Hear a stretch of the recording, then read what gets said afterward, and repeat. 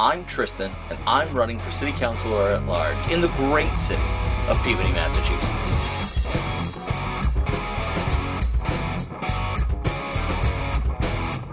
So I hope everyone out there is doing well. I'm doing fine. Back on September 16th, our campaign got asked to participate in the Peabody Candidate Forum for the offices of Mayor, City Councilor at Large, and the Ward City Councilors. The event was hosted by the Peabody Chamber of Commerce and sponsored by all sorts of folks. And it really gives the people of Peabody a needed opportunity to look at the candidates for office and compare the different visions for what Peabody could be. This year in the city of Peabody, there are 2 open seats, only 3 incumbents running, and there's like 9 people in this race. And we have a pretty broad diversity of points of view in this race. So our campaign went ahead and cut together the responses I made to the questions that the Chamber of Commerce asked. You can see the full live stream on the Peabody Access TV YouTube channel. I'll put a link down in the description below.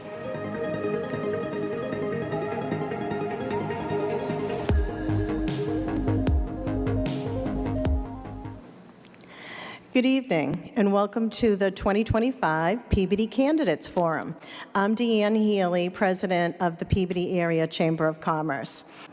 The questions will be posed by our panel, which is made up of members of the Chamber's Government Relations Committee. Laura Meisenhelter, Executive Director of North Shore Community Action Programs, a local nonprofit organization. We have Matt Moak, Director of Web Development for Greyvock, an IT company based in Centennial Park, and Tony Carson, Business Development Officer with Rockland Trust Bank, located near the North Shore Mall. So thank you all for joining us tonight. So my first question to you, what would you plan to prioritize in the city or hope to accomplish in your first 6 months if elected or re-elected? Well, hey there. Wait, where am I on camera? Hi, Grammy. I'm back 2 weeks in a row. Can you believe that? They keep letting me on TV. So the question was, in the first 6 months, what am I going to do to save the world? 6 months is not a lot of time. Realistically, what we're going to be able to do in the first 6 months is we're going to be able to have some conversations, start some dialogues that need to start happening in this city. I'm going to co-sign something Jackie just said, that we need better communication. We need to really focus on reaching out to folks and being a responsive city hall, something that we recognize we're here to serve the people. And we're here, if we're not responding to constituent emails, I don't know what we're doing, right? But some other conversations that we need to start having surround housing. I hope that we can start a conversation about a municipal housing trust. Municipal housing trusts are a vehicle for cities to try to control development in their localities while also building new units that we need. Now, it sounds like an exotic idea, but I want to remind you, there's kind of like a hometown connection here, and that is our namesake George Peabody started the Peabody Housing Trust in Great Britain. To this day, the Peabody Housing Trust in London provides affordable housing, not like, Section 8 or anything like that, but for working class people who don't qualify for other types of programs. That's a conversation we need to have. We also need to have a conversation about trying to protect people who are here. Our LGBTQ and trans neighbors and friends, our immigrant neighbors and friends are under threat like they've never been in the history of this country. Well, recent history anyway. Our neighbor Salem has taken a very brave stand by enacting a trans sanctuary city ordinance. We need to start that conversation here. Finally, I also hope we can start the conversation about putting kids on school buses. Right now, we charge working families $325 to $650 to put their kids on a bus and get them to school. Those who can't afford it and don't want to pay it but don't qualify for a free bus, take to the road. And every morning at school drop-off time and every afternoon at school pickup time, 1,000 cars choke our streets, and it's madness. I say we give those working families a big old tax cut and put their kids on the bus for free. So, to follow up a topic that's come up a couple of times in your responses, local businesses say that the lack of affordable housing is forcing employees to move to other towns or states Yet, many residents are wary of new development.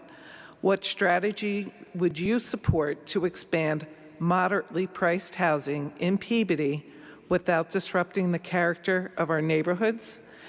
And we're going to start with, let's see. Why don't we go back to Tristan? I was hoping you'd say that. No, so go on my website, plan4peabody.com. That's plan, the word for, not the number, peabody.com. On there, we've published our housing plan a couple months ago. We need to take a look at our history. We're not the first society to ever come up against a housing crisis. In 1860s London, there were incredible slums, and luckily for those people, a local boy by the name of George Peabody happened to be a resident. He and his rich friends created a funding vehicle through which they were able to buy up properties and rehab them. So what happens is when you treat housing like a speculative item like that, is you get people trying to extract value out of that property. And for a lot of us, a house is really, honestly, we just need a place to live because we want to work nearby.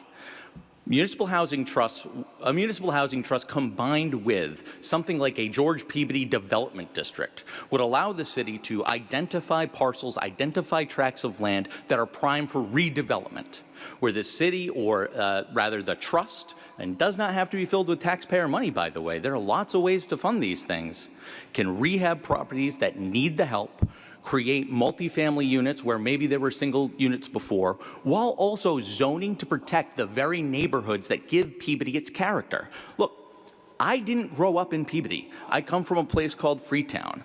I've lived in a bunch of different places. Often, other cities can just be a place to live. Peabody really has a sense of community, a sense of belonging that it's worth preserving. And my big fear is that if we don't have discussions about municipal housing trusts or other more forward-thinking proposals, development is going to control us, and we're not going to control our development. Thank you, candidates. We're going to conduct closing remarks now. Please keep it to a minute for time constraints. Tristan.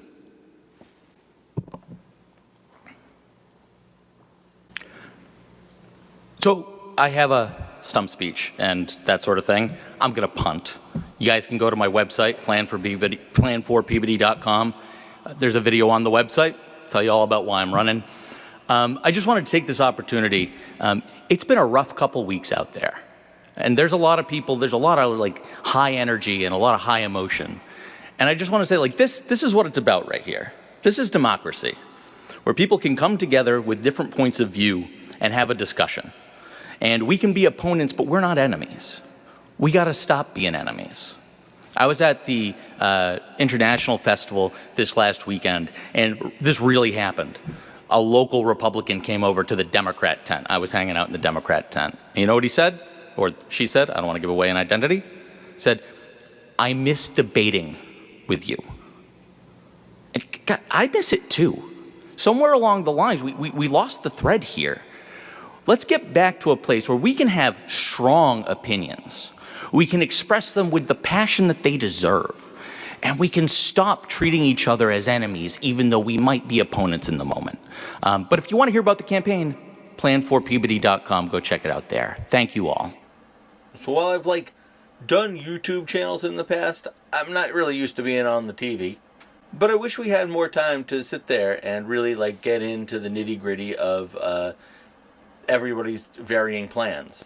If you want to learn more about our campaign and the positions that we've staked out, you can go to plan4peabody.com, or you can reach out to me at Tristan at plan4peabody.com. We're always looking to hear back from people and where they're at. And if you're interested in volunteering or you want a yard sign, reach out. Whatever you do, don't forget to vote in Peabody elections on November 4th. And till then, we'll see you on the campaign trail.